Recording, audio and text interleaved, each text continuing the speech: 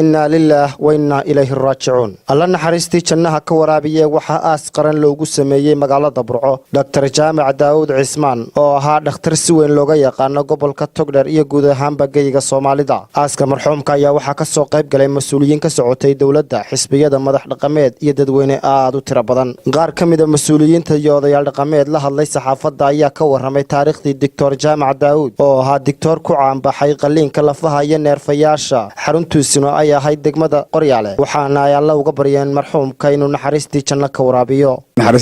waraabiyo ilaahay qabriga ha u nuuriyo ilaahay su'aalaha u fududeeyo wuxuu ahaa nadoon wanaagsan oo haddii ku roon yahay dadka iyo dadkaba u khayr badan wuxuu ahaa dhakhtar aad iyo aad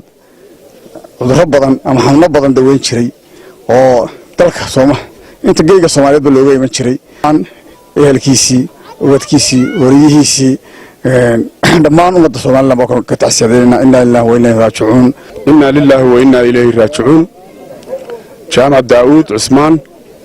وهو شخصيات غالية وهو نين ديقسية وهو نين مجاهدين تي أسنما وهو نين دتك آدو تاكولية وحقبته جامع داود شخصيات كغالية سومالي لان كنا البوها إما كدنا أتاجن تبرعات شغله وقبته كالبر تبرعات وكسبيج وحنا كان وقت عسيدينية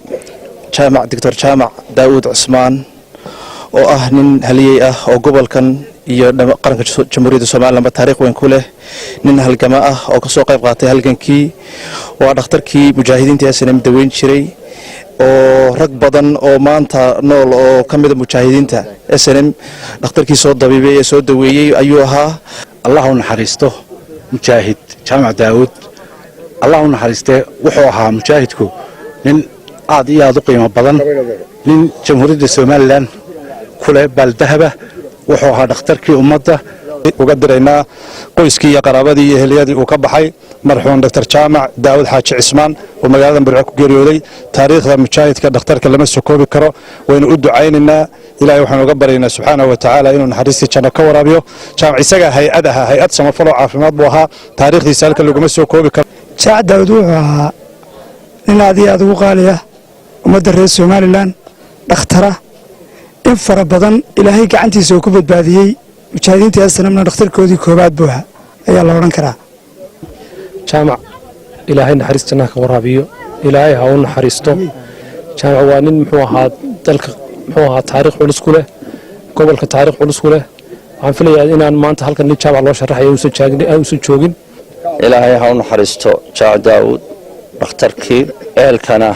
samariye iimaansan ilaahay ka siiyo إنا إليه راجعون وحنا كنا نقول تعسيرين يا أهلكي قرابدي يا قرنك الصوماليين وكبحي دكتور جامع داود dhinaca kalena warqad ka soo baxday xafiiska madaxweynaha Soomaaliland ayaa nuxurkeedu xambaarsanaa tacsida uu madaxweynuhu u diray ehelkii qaraabadii iyo qaranka Soomaaliland ee uu ka baxay marxuum Jaamac Daawud Cismaan inna lillahi wa inna ilayhi raaji'uun xabiib ciga xasan Universal TV magaalada Burco